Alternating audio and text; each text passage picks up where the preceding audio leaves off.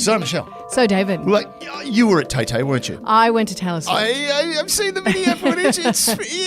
You had a really good time. She is a phenomenal performer. 3.5 hours, 18 years of music, all covered. 18 years of music in 3 hours. That's quick. 3.5 hours. In 3.5 hours. She had to have maybe taken a total of 10 minutes break. Yeah. Well, let me just tell you something. You could have possibly been the victim of a psychological operation. I will vote for Biden. Oh, I'm sure you will now because according to many people, Yep. Tay Tay is a psyop. Let's have some fun with this. Oh, yeah. You're listening to I Spy, the Taylor Swift of Australian intelligence. Have you got your I Spy bracelet? I'd like to exchange my I Spy bracelet for your I Spy bracelet. Yes, but I'm giving it to someone else. Oh, that's okay. I bugged your I Spy bracelet, Oh. so I'll know exactly what that person's doing as well. Okay, that's very clever. I'm very smart. Didn't think of that.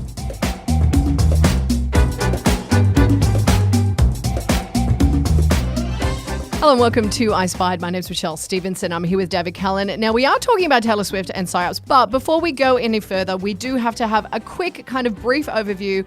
Our good mate, Burjo, gave us a bit of an update on what's going on with ASIO. The annual ASIO threat assessment. And some really interesting stuff. We'll just glean over kind of the take-homes, but what we want to do is next step, really dive deep. Well, it's also ASIO's birthday. It's Yeah. 75th birthday. I know. Oh, she's Happy a grand birthday. old girl. We'll get some cake. Yeah, we'll get a cake. But the whole thing is, Burjo really went out on a limb here. Yes. I found some of the history stuff he brought up was fascinating. The stuff about Petrov, all the other stuff was fantastic.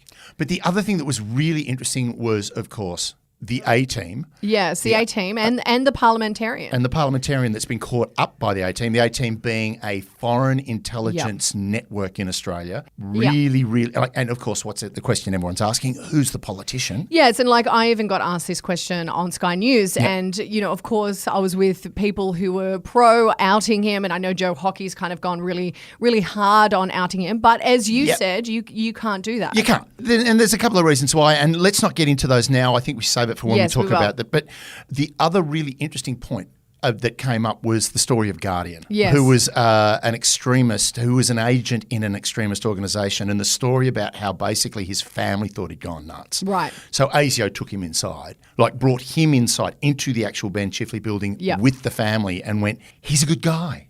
Yes. Relax. So we've got all that and more to unpack next app. That's a big one. Because we really have to get our eyes across all of the data. And it's a lot. It's a lot. And a lot more information is going to come out. I'm pretty sure there will be more stuff that's revealed over the next week or two. And so we want to say, but we don't want to jump the gun on you people. And because the player's going to play. You know, if you don't get what you want, you're going to shake it off. Because PsyOps. Yes, and Tay Tay. Right, Tay Tay, the big psychological operation that's meant to be happening, and this is coming out of conspiracy circles, particularly the Republican side of politics. Yes, in and the US. not even just like fringe circles. We're talking Fox News as well. Yeah. They've all bought in. The PsyOp was the Kansas City Chiefs were going to win the Super Bowl. Well, they did that. Tick, right? And then Travis Kelce, who is Tay Tay's boyfriend, was going to take Tay Tay on the ground afterwards and propose to her. Yep. Didn't happen, so cross. And then Tay Tay and he would turn around and go, vote for Biden. Yeah, absolutely. Which never happened. None of it happened. None of it happened, but it stems from a seminar that was being held by a specialist in PsyOps who was advising the DOD on PsyOps, how to actually run a PsyOp. And the big thing she said was, well, take Taylor Swift. She'd make a great PsyOp to operate through Europe. Here's the big thing. What is a PsyOp? Well, why don't you tell us? Let's talk about PsyOps. This is the definition of a PsyOp by the American government. PsyOps are operations planned to convey selected information and indicators to foreign audiences to influence their emotions, motives, objective reasoning, and ultimately the behaviour of foreign governments, organisations, groups, or individuals. The purpose of PsyOp is to induce or reinforce foreign attitudes and behaviour favourable to the originator's objectives. Now, look, I think Taylor Swift, if you know Taylor Swift, she kind of outed herself Yep. in one of her documentaries. She said she never really wanted to get involved. A lot of people kind of ask her what her political persuasion is. And at that time, that was when Trump was in power. She didn't want to get involved. But she kind of did come out and say, let's not vote for Trump. It's funny enough, the right-wing media in Australia, like Greg Sheridan in the Australian newspaper recently said, well, the left don't get it because Tay Tay's actually ours, which is like, dude, you wear a cardigan. Yeah. She's not anyone's. This is the thing. She isn't. And I think where the issue is and why the Republicans and the far right are so afraid, when Taylor Swift said that everyone should go out and register to vote, hordes of young girls went out and registered to vote. Like 35,000 in a day or something. Yeah, she has a massive persuasion. And they're a little worried about that. Now, what's so funny about Trump is he has often said, oh, she's not that popular. I'm more popular than her. She's really not that popular, which kind of says to me that he's a little bit afraid. Yeah, a little bit. But the other thing, you then turned around and said, well, if it wasn't for me, she wouldn't have a career, which is that's like Kanye saying, interrupting her MTV Awards speech and saying, I'm going to have a minute. Yeah. So PsyOps are basically, it's what's known as the promotion of your national interest or the winning of hearts and minds. Yep. And she's won everyone's hearts and minds. She is a sweetheart. I don't really Top care shelf for performer. Top shelf performer. Well, that's one thing that everybody I know that saw her went, my God, she's amazing. Now, the thing is, when you go into PsyOps, it works militarily. It's a really good thing to have. It's what's regarded as a force multiplier. So it assists the military in an operation by lessening the determination of the target to resist. Right. The interesting thing about it is there's two levels of it. You've got the military application and then you've got the civil application of it. Now, bottom line is, funnily enough, when you talk to people that have worked in PsyOps, a lot of them say they just spend their time putting leaflets in the back of aircraft to be dumped on populations. And a lot of them then move on to marketing and advertising. Right. Because that's really what advertising is it's a PsyOp. We are trying to influence your behaviour. Yeah. And one of the great examples of it, and funnily enough, I was listening to something in the car on the way in, the AIDS campaign, the Australian AIDS campaign back in the 80s. Yeah, with the bowling ball. The bowling ball and always Iconic. wear a condom, always. They said there was a marked change in people's 100%. behaviour straight afterwards to the fact that they compare. We still remember it. Yeah, we can remember it, but we compare what happened in Australia with the AIDS campaign and what happened in America. What happened to our figures? Their figures went through the roof while our figures dropped. Also, Americans don't like to be told what to do. Wear a mask either on your penis or your face. You're not doing it. Yeah, all right. So, and that's the interesting thing is that winning of hearts and minds, when you've got a resistant population, it's very difficult to sort of play around. But also, like to a certain extent, you would see it as well in social media. Social media, particularly X, the artist formerly known as Twitter, you would see a lot of this kind of psyop business happening. Well, that's where it that's where it lives and breathes. Social media has literally been a paradigm shift in how psyops work. Hence the Russians love controlling it. Well, the Russians... And the Chinese. Here's a little bit of history, all right? Okay, run me through it. There is the story from the apocryphal book of Judith in the Bible where Judith was battling the Assyrians and called their king general Halithernes. Halithernes came to meet and parley with her, and while that was going on... Parley. I love an old-fashioned a little parley. bit of a parley. Not enough parley going on these days. Yes. Right, so, called him into the tent. Here you go, have a cup of tea. And she cut his head off. I mean, that's what I do. And then when people don't parley well. Yep, walked out. You don't like my tea? Yep. You drink Earl Grey? You need to parlay better. You need to parlay better. So she cut Halithernes' head off and then walked out of the tent with it in her hands and rode home with her retinue past the Assyrian army. Yep. Basically saying to the Assyrians, I just cut the head of your army literally off. The Assyrians, which was a much bigger force, then completely demoralised, capitulated, and were routed by Judith's army. Now, of course, this is not an historically recorded thing. This is out of a Bible, so who knows. But if you want to talk about people who really did it well, it was Genghis Khan. Yeah. Oh, Genghis, mate. He knew what he was doing. Yeah. Because Genghis would send agents into cities that he wanted to conquer, and those agents would talk about, I've just come from the last city that Genghis took, and mate, he's insane. His army is crazy. They're killing everyone. If you resist, they kill everyone. Similar to that, there was like a whole period of time in advertising where what they would do is they would pay people to stand at bus stops and talk about things like, Spotify is really good. I'm really enjoying Spotify at the moment. Yeah. And then people would overhear the conversation because a lot of times this organic influence is the thing that that kind of gets people on board. Yeah. Now, the thing is... By the way, Spotify is great. Genghis also, like he was, the rumours of the barbarity. The other thing he used to do was he'd be able to deploy his troops quickly. So people would say, he doesn't have that big an army. And then suddenly an army would appear. Yeah. Right. And it wasn't an army. It was actually a small troop that were riding horses that were dragging branches behind them. To make them sound bigger. To make them look bigger. You create a bigger dust cloud. Right. So he was using psychological stuff. In the American Revolution, really simple, and this has been literally the leitmotif of American psyops, they were distributing leaflets to the Hessians. Now, the Hessians were German mercenaries that the English were using, plus the German soldiers, not the officers, the soldiers. And they went, it's literally a list, pros and cons, America. You're free. You can have your own land. You're your own man. Yeah. British Army, you get whipped if you look at an officer in the wrong way. Yeah. And basically there were thousands of these troops that deserted and went, we're going to stay in America. This place is awesome. Right? So this is the thing. PsyOps has this thing where you're trying to change people's minds. Right. Now, when it really kicked off was World War I. Because essentially when you're trying to use PsyOps, it's only as good as your ability to communicate to a large number of people. Yep. But once we had like the press and we had radio, that's when it really kicked into full gear. And the British were really good at it compared to the Germans. One, they had a much more sophisticated media landscape. But two, the Germans wouldn't shut up. Well, I was going to say the German language isn't good at being casual. Yeah, it's not. Yeah, if you had a guy at a bus stop going, "Yeah, Spotify is great, you got," and yeah, I would stop listening. You need to listen to this song. It's really good. Right. So basically, the Germans kept saying the wrong thing. They called the Germans Huns and said they were cannibals and barbarians. Now the thing is, Kaiser Wilhelm was the one who called them Huns. He turned around and said, my troops will kill you, they're Huns. To which the Brits went, oh, well, jolly good. Let's tell everyone they're going to kill you and they're Huns and they'll eat your babies, right? All right, Monty Python. Oh, yes. Right, yeah. Right, so this is one of the things. They were using public statements against the Germans.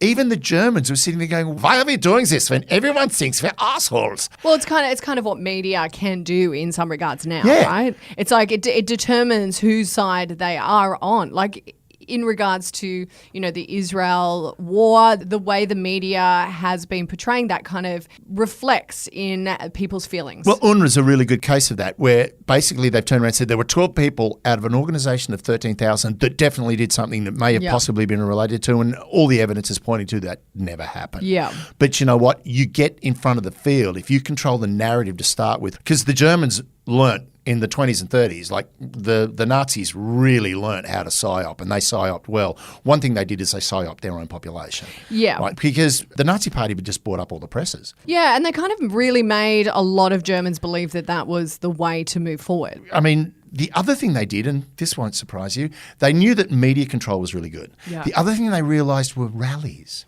Rallies. Right. I mean, look at January 6th. Well, exactly. AI, there's someone who's actually gone to AI and put Hitler's speeches in and gone, what would it sound like if it was done in English, if he was speaking in English? And you listen to it and you suddenly go, actually, this guy sounds very, very convincing. But a lot of people who end up in that kind of space are convincing. Well, not just that. It's not just that. Don't forget, when you put people in a group, there's a great book called Popular Delusions and the Madness of Crowds. And it talks about mass movements. And this was one of the things about Nazism and the rallies that he held, and now jump forward to now the rallies that Trump is holding. He's saying everything you wish you could say. Yep. Hitler said it with a great deal of passion. Yep. Right, and very convincingly. Trump just says it. Someone summed it up brilliantly. Trump has the cadence and speech rhythms of a carnival barker. Yeah. Carnival barkers are trained to convince you to do something that you know is not going to work. Well, he has that kind of ability to tap into what people are upset about and what they're angry about, even if it has nothing to do with what he's talking about. He can rally them behind him because he's saying, well, I will make sure it's better, even though he will never make sure it's better. Exactly. There's a very visceral thing that comes out of being at a rally. It's like one of the things I always talk about when I'm teaching comedy is you want to pack your audience tight. Yeah. Even if you're in a big room, don't let them spread out because you need critical mass. Yeah. I call it critical mass of audience. You need to have that mass. If you're all in together, you will laugh. If you've got 30 people in a 1,000-seat stadium, you're not going to get a lot of laughs. Yeah. And I think, unfortunately, where we've moved to is like this whole idea of we're sacrificing truth over tribe. If the tribe is moving, then no one is paying attention to the truth. Yeah. That's a really interesting point because after World War II, and the Americans used psyops quite well. They used military, like they had the OSS and then the OWI. So the OSS were what became the CIA. The OWI was the Office of War Information. And the whole thing about that was they were just propaganda. Propaganda is a psyop. Let's be honest. It's what it's there to do. It's there to convince you to think a different way. Basically, it was leaflets and broadcasts. Now, the whole idea is if it's meant to break down resistance, a great example is the French resistance. Yeah. The Germans decided that they'd use brutality as their way of trying to quell the resistance, as opposed to going, guys, you're much better off with us than you are with, the West.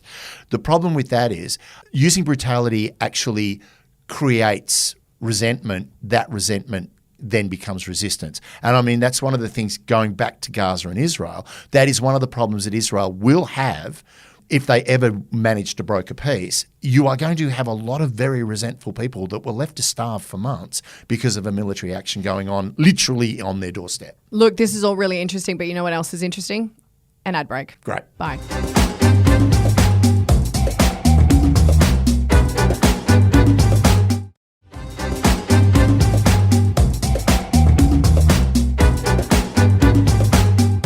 Okay, welcome back. You've just been psyoped. You've been psyoped. It's a great example of being psyoped. Yeah, you've totally been psyoped. Yeah.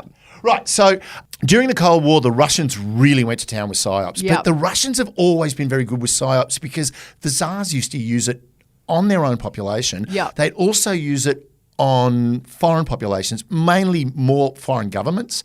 They would basically gaslight foreign governments. Yep. And that's one of the things that they did during the Cold War. A lot of the communist rhetoric, a lot of their psyops, a lot of their propaganda was accusing the West of what they were doing. So they would be turning around saying, oh, the imperialist West, they're sending you all these messages to tell you that we're just really bad people when actually we're the victim here, guys, right? Where the West actually started to ease off. The US doctrine is they don't use propaganda on their own people. The government itself does not propagandize their own people. Yeah, they advertise, certainly, which is, as we said, a form of propaganda. Yeah. But they don't actually go out of their way to propagandize. The other thing the Americans are very strict with their psyops is trying to maintain truth. There's no point in telling a lie because if you try to psychologically manipulate somebody with a lie, Yeah. when the lie's revealed, all credibility is lost. Yeah, and then the whole deck of cards is coming crumbling down. It always comes apart. And that whole thing of blame your opponent what you're guilty of goes back to Goebbels, Yep. who was the propaganda minister under Hitler, who half of the theory behind propaganda, you can go back to Goebbels and have a look for So it. January 6th, I would say, would be a good example of a psyop. Like totally. getting the tribe to over truth kind of scenario and making people believe a certain thing had happened when it hadn't. Definitely. Your election is being stolen from you. Now, Yep. here comes the difference. That's a psyop, but it's not a sanctioned psyop No. in that it's not a government psyop. course it's not. Well, it's hard to say because it was Donald Trump. He wasn't in government at the time. He but was in government at the He time. was in government, but he wasn't in government. It's like that's a real fine line about what they can charge him with. But again, that comes down to Trump personally. Yes, right? Now, Trump, not the government. What's really interesting, as someone said, is what has happened, and Steve Bannon's had a lot of play in this. Steve Bannon's theory of how to run a political campaign is flood the zone with shit. Yeah. That is the direct quote. Basically, put so much shit in everyone's ears that they just don't have time to work Yeah. out what's true and what's false, right? I never heard of fact checking before sort of like 2014, 2015. I mean, as a journalist, I kind of had. Yeah, but what I mean is fact checking wasn't a mainstream thing. But also that's because people had faith in the media. Yes. And there wasn't this whole idea that the media are lying to you and they're telling you a narrative that isn't believable. Yeah. Now, that's a really good point when you say people used to have faith in the media. That is one of the things about flooding the zone with shit is. PsyOps has gone from being an exercise to make you believe in something to an exercise in making you trust nothing. Right. And now the Russians are very, very good at it. Though, interestingly enough, when they talk about the election interference that happened in 2016 and to a lesser extent in 2020, they kind of say that particularly on social media, it wasn't that effective. Because if you look at a lot of the messages that were coming out that were identified as Russian bots, they were getting maybe 5 likes.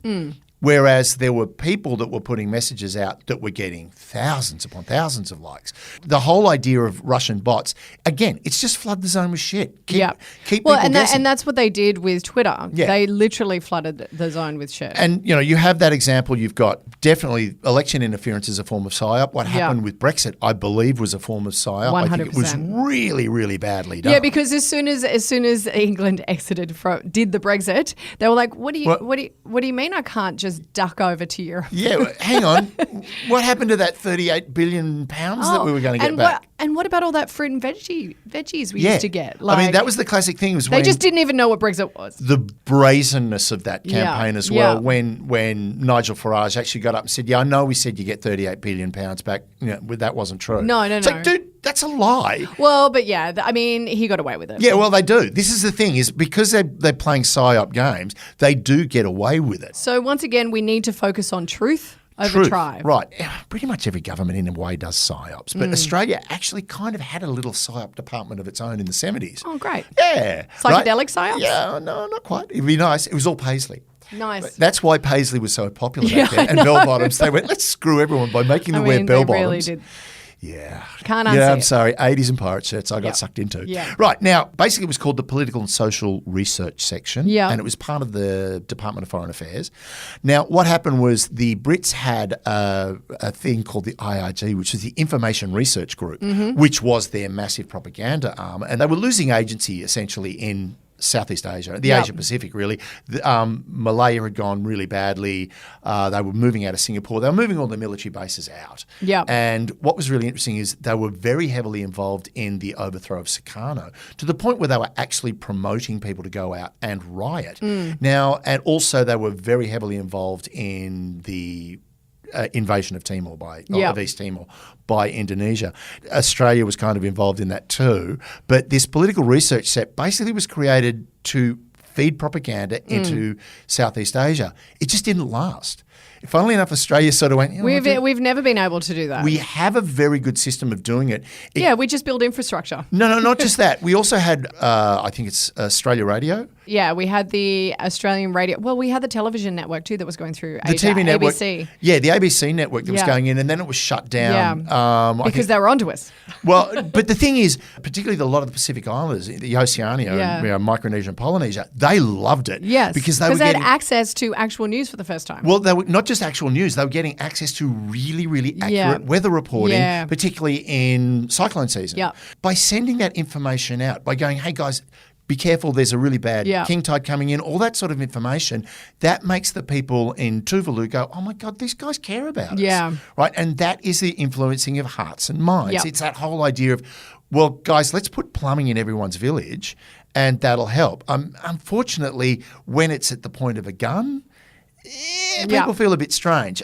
Everything is a psyop if you want it to be. 100%. Right? You've got to be extremely cautious and extremely diligent in what you absorb, what you take in, what you think about, what you read, and then what you regurgitate.